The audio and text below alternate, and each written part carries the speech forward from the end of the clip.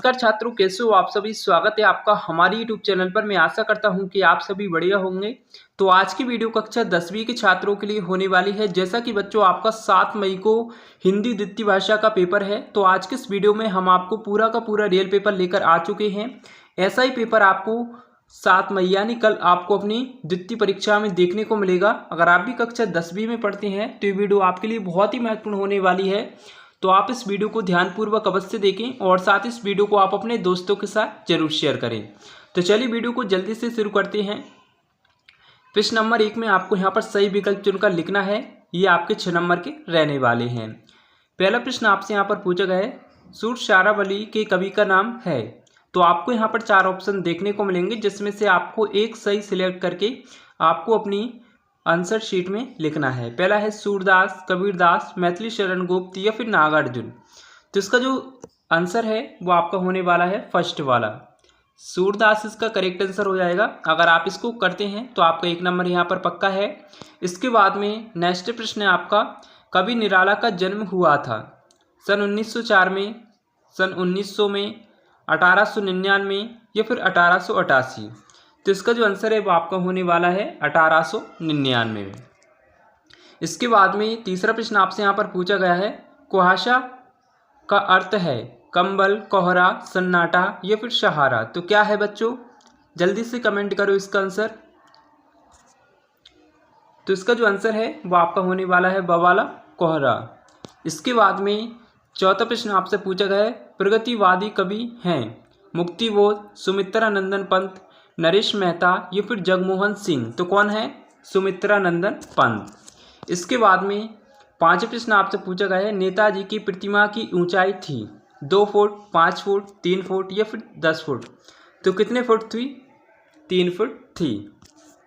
इसके बाद में कलम का जादूगर किसे कहा जाता है, रामवृक्ष, वैनपुरी, आज्ञ, स्वयं प्रकाश या फिर नागार्जुन। तो किसको कहा जाता है, रामवृक्ष वैनपुरी जी को कहा जाता है। इसके बाद में प्रश्न नंबर 2 में आपको रेगिस्तानों की पूर्ति करना है। ये भी आपके 6 नंबर के रहने वाले हैं। तो पहला प्रश्न आपका, वल्लभाचार्य डजडस के गुरु थे, सूरदास, परशुराम, तुलसीदास। आपको कुछ इस प्रकार का इस प्रकार के ऑप्शन देखने को मिलेंगे, जिसका जो आंसर है वो आपका होने वाला है सूरदास। ये आपका सही उत्तर हो जाएगा। इसके बाद में दोहा छंद की प्रथम एवं तृतीय पंक्ति में डजडस मात्राएं होती हैं 11-11 या फिर 13-13 या फिर 14-14। तो कितनी कितनी मात्राएं होती हैं, 13-13 मात्राएं होती हैं। इसके बाद में तीसरा प्रश्न आपसे यहाँ पर पूछा गया है, रस के डजडस अंग हैं 2, 4, 6। तो रस के कितने अंग हैं, 4। ये आपका सही उत्तर हो जाएगा। इसके बाद में आधुनिक हिंदी कविता का प्रारंभ संबंध डजडस से माना जाता है 1900, 1901 या फिर 2000। तो कब से माना जाता है, 1900 से माना जाता है। इसके बाद में 5 प्रश्न आपसे पूछा गया है, अर्थ की दृष्टि से वाक्य के डजडस प्रकार हैं 5, 7 या फिर 8। तो कितने प्रकार हैं, 8 प्रकार हैं। इसके बाद में 6वां प्रश्न आपका, छंद के प्रकार हैं 2, 3 या फिर 4। तो छंद के कितने प्रकार होते हैं, 2 प्रकार होते हैं, वार्णिक छंद और मात्रिक छंद। इसके बाद में प्रश्न नंबर 3 में आपको सही जोड़ी का मिलान करके लिखना है। ये भी आपकी 6 नंबर की रहने वाली हैं।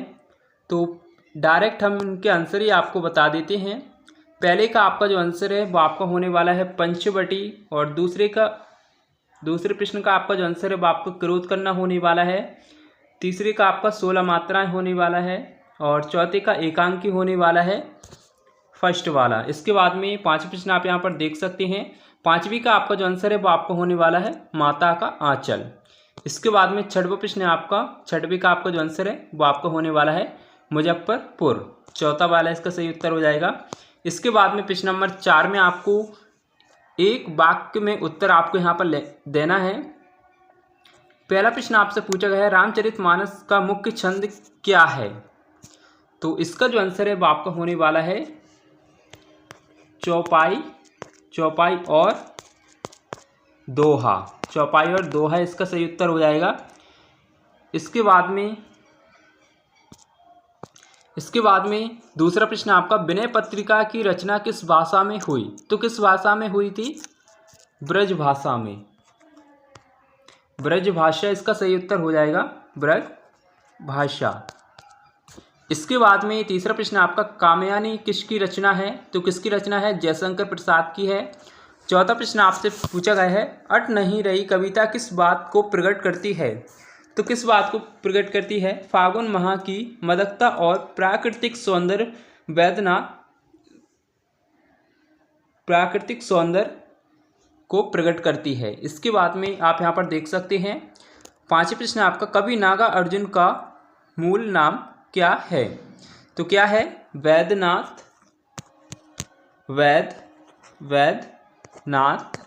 मिश्र है। इसके बाद में निराला रचनावली में कितने खंड हैं, तो कितने खंड हैं, 8।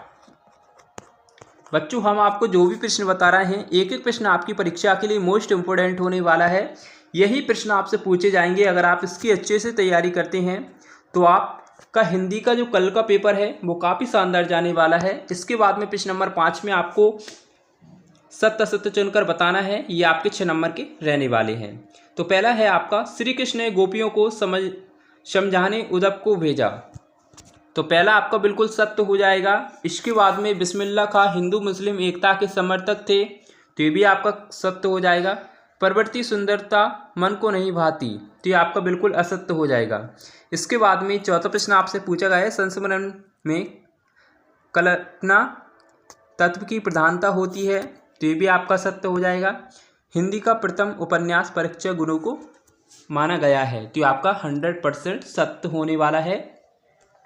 इसके बाद में कहानी के 6 तत्व होते हैं, तो ये भी आपका सत्य है। इसके बाद में बच्चों ये आपके 2-2 नंबर के प्रश्न होने वाले हैं, जो कि आप यहाँ पर देख सकते हैं। कवि नागार्जुन की 2 रचनाओं के नाम आपको बताना है, नई कविता की कोई 2 विशेषता आपको बताना है।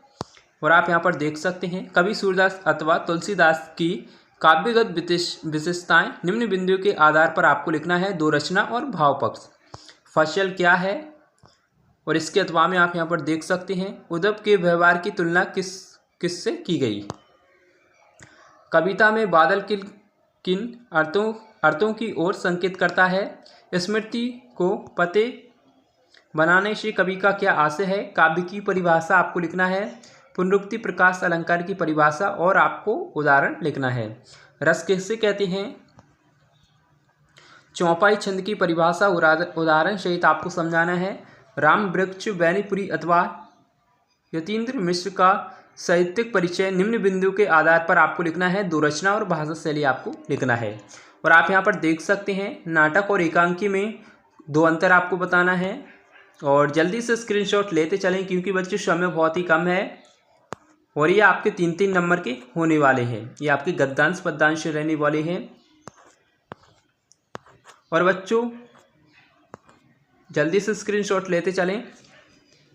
अनुशासन का महत्व विषय पर आपको अनुच्छेद लिखना है। और इस कतवा में देख सकते हैं प्रिय खेल क्रिकेट के संबंध में 2 मित्रों के बीच संवाद आपको लिखना है। और ये आपके प्रश्न नंबर 22 में आपको यहाँ पर एप्लीकेशन लिखना है। अपने जिले के जिलाधीश महोदय को परीक्षा काल में हो रहे ध्वनि विस्तारक अंतर पर रोक लगाने हेतु आवेदन पत्र लिखना है। और इसके अथवा में देख सकते हैं अपने प्रिय मित्र को अपने भाई की शादी में सम्मिलित होने के लिए पत्र आपको लिखना है। ये आपके निबंध होने वाले हैं, जल्दी से आप स्क्रीनशॉट ले लीजिए। बच्चों अगर आपको वीडियो पसंद आए हो तो वीडियो को लाइक अवश्य करें और साथ ही चैनल को भी सब्सक्राइब करें, जिससे आने वाली वीडियो की और भी नोटिफिकेशन आप तक सबसे पहले पहुंच सकेगी। मिलते हैं एक और ऐसी इंटरेस्टिंग वीडियो के साथ। थैंक्स फॉर वॉचिंग, धन्यवाद।